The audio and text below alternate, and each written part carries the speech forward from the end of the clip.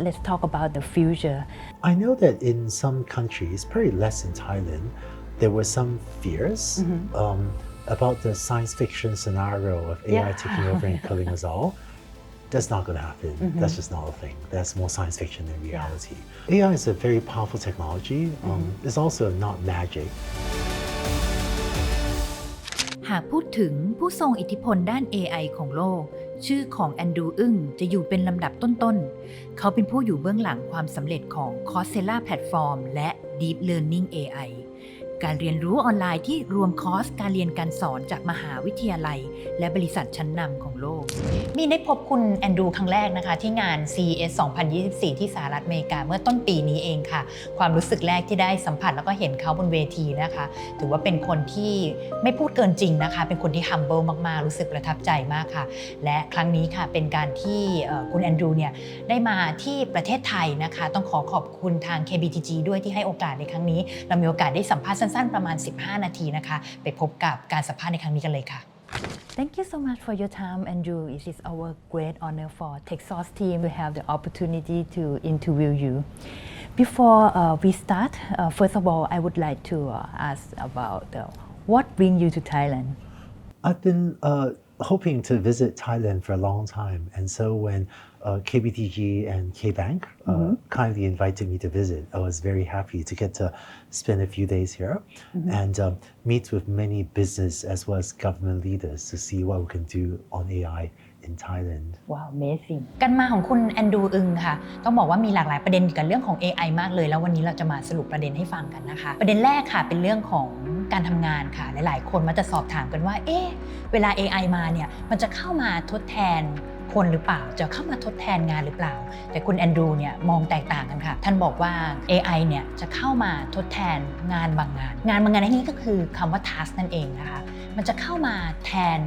งานบางอย่างที่ทำกันเป็นรูทีนหรือว่าเรียกว่า routine task นะคะดังนั้นคนที่ใช้ AI เป็นอย่างมีประสิทธิภาพก็จะทำให้เขาเนี่ยได้เปรียบมากกว่าคนที่ใช้ AI ไม่เป็นค่ะดังนั้นจุดที่สำคัญที่สุดก็คือประเทศไทยเราเองเนี่ยจะสามารถที่จะ take opportunity take โอกาสตรงนี้ได้อย่างไรเราต้องพัฒนาทักษะแรงงานของคนเพื่อให้ใช้ AI ให้เป็นค่ะ I'm also the big fan of the Coursera as well. So in your opinion, how has the founding of the Coursera and the deep learning AI impact access to the AI education globally? I think I feel very privileged to have had the chance to play a small role in helping many people transform their lives through learning. I find that AI technology is evolving so quickly, and yet for both technical and non-technical people, for developers and for others that may not be a software engineer, knowledge of AI skills can transform the way all of us work. And beyond tech skills, of course, Coursera also helps many people gain many job-relevant skills in many different professions. So I find it a real privilege to be able to contribute to this type of training that's helping many people gain skills and then do much more with their knowledge. Discuss in more detail about the education part and also the impact on the new generation. How should we educate the new generation, our children, in the age of the AI, and how should we communicate with them? You know, one thing about AI is a general purpose technology, so it's very transformative for, I think, everyone's lives. I think at this moment, every knowledge worker can get a significant productivity boost by using AI, by using generative AI. But with one caveat, which is that many people will need a little bit of training to use it safely and effectively. And so I think Deep Learning AI and Coursera, I think, have a role to play there to help people learn a little bit of the skills needed to use generative AI. In fact, the fastest growing course on Coursera last year was Generative AI for Everyone, which gives people a non-technical business level understanding of how a reporter, a marketer, a recruiter, a salesperson, or a software engineer can use generative AI. Amazing. If you also have like a Thai language right now. A lot of our content on Coursera is translated and has Thai subtitles. I think we did top there are 20 languages we prioritize, and I think Thai was one of them. Well, amazing. And then I want to say, in addition to AI training for people that may not be software engineers, I'm also excited about what software engineers can now do with AI, because it turns out that if you write software that calls OpenAI or Anthropic Claude or Google Gemini or others, there's a lot of AI software that can now be written with much less effort than was possible before. And this is leading to flourishing of AI applications as well. So deep learning.ai works with, pretty much nearly all of the leading AI companies to teach the latest tools and techniques. And so that's been gratifying to see how many people are learning the latest technical skills and then using that to build exciting products that just were not possible 1 or 2 years ago. It's also related to another question as well, because you also always mention about democratizing AI. What are your thoughts on the democratizing AI and make it accessible and also the beneficial for everyone equally? Yeah, I think AI is becoming easier and easier to use, but learning just a little bit of skill to use it is still important for using it effectively. And maybe for the developer side, startup, big company developer side, maybe share a quick example. It turns out that if I want to build a system for, say, sentiment tracking, maybe monitor social media, read reviews of a business, see if it's positive or negative sentiments. Historically, there are a lot of applications like that might have taken a team 6 to 12 months to build, like a robust enterprise-grade AI software to do something like that, using a technique called supervised learning. But it turns out with generative AI, the cost of development has gone from 6 months down to maybe a week or just a few days. And so their project used to take me 6 months to do that today, hundreds of thousands of people, many hundreds of thousands of people can do in a week. And that dramatic reduction in the cost and complexity of building many AI applications means that we're seeing a flourishing of a lot of things being built that just were not possible before. Today, in many enterprises, we're seeing AI being used to answer questions. We call them RAG, or Retrieval Augmented Generation Systems. But a lot of companies are building AI systems to look at the corporate documents and answer questions using that knowledge to serve either internal users or external customers. And there are many AI chatbots, customer service chatbots being built. And these are all applications that are so much easier to build now than just 1 or 2 years ago. And so deep learning.ai and Coursera, I think, offer a lot of content to teach people how to build these applications. True. This is a positive part, but let's talk about the another side. Like there is another highlight issue today, like we call it like ethical issue. What are the most significant ethical challenge in AI today? What is a recommendation that you would like to give to big corporate and also the everyone who use the AI to overcome this kind of issue? Yeah, so I know that in some countries, probably less in Thailand, there were some fears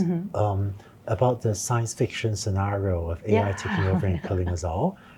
That's not going to happen. That's just not a thing. That's more science fiction than reality. But to point at the important ethical issues, it turns out that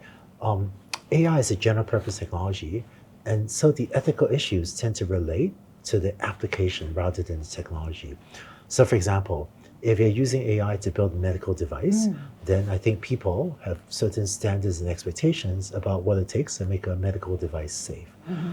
In comparison, if you're using AI to build an electrical vehicle, then safety standards for an electrical vehicle are very different than safety standards for a medical device. Or if you use AI to inspect smartphones for scratches in a factory, then again, that is a different set of standards. Or if you use AI, or if you're building underwriting software, making loans, then there are standards for how to make sure it doesn't discriminate against people.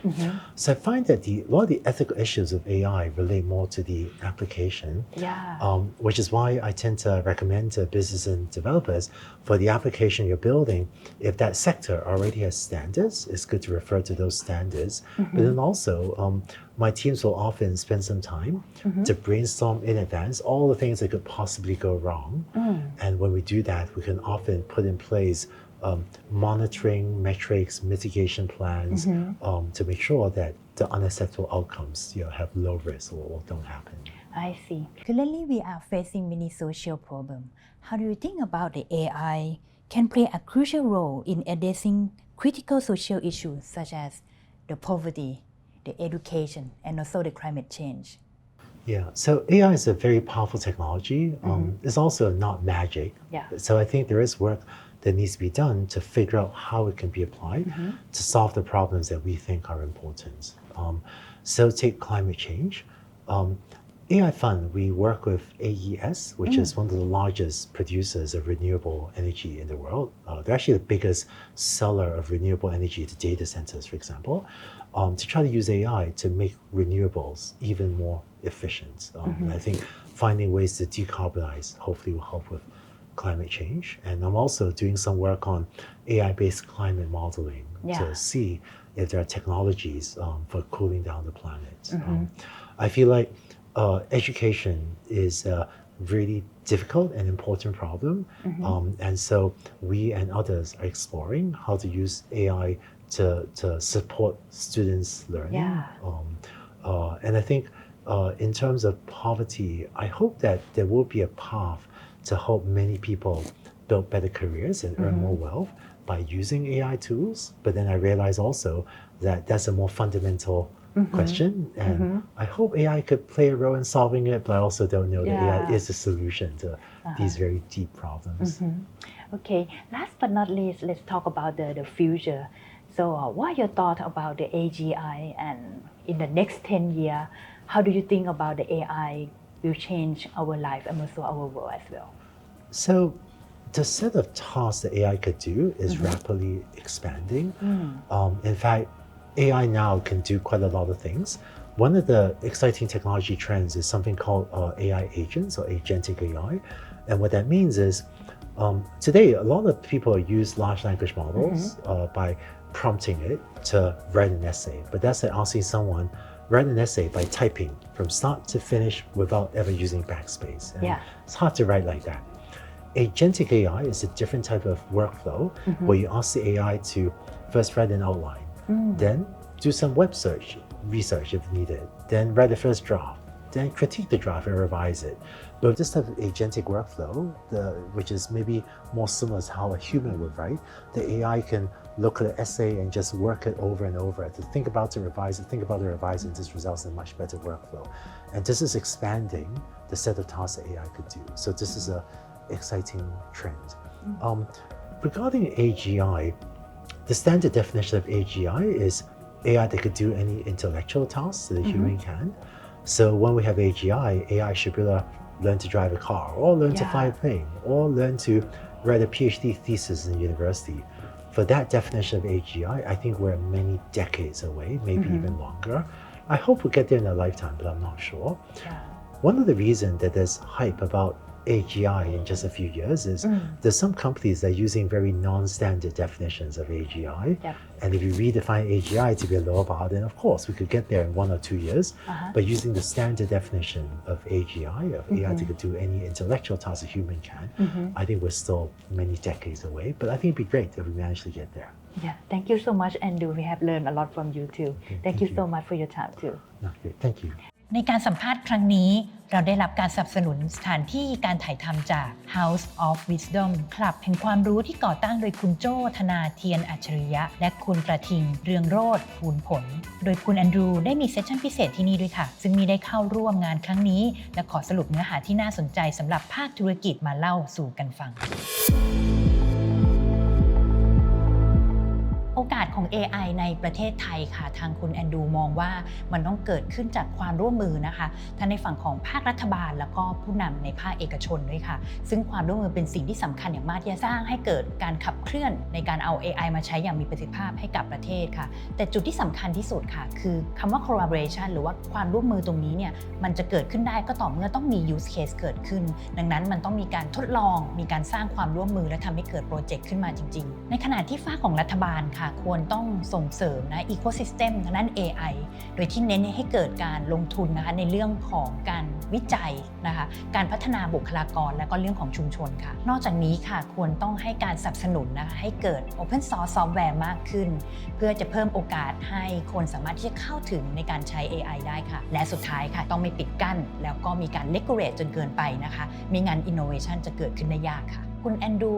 ได้ให้คำแนะนำนะคะกับฝั่งของผู้นำภาคธุรกิจด้วยเช่นเดียวกันว่าจะรับมือแล้วก็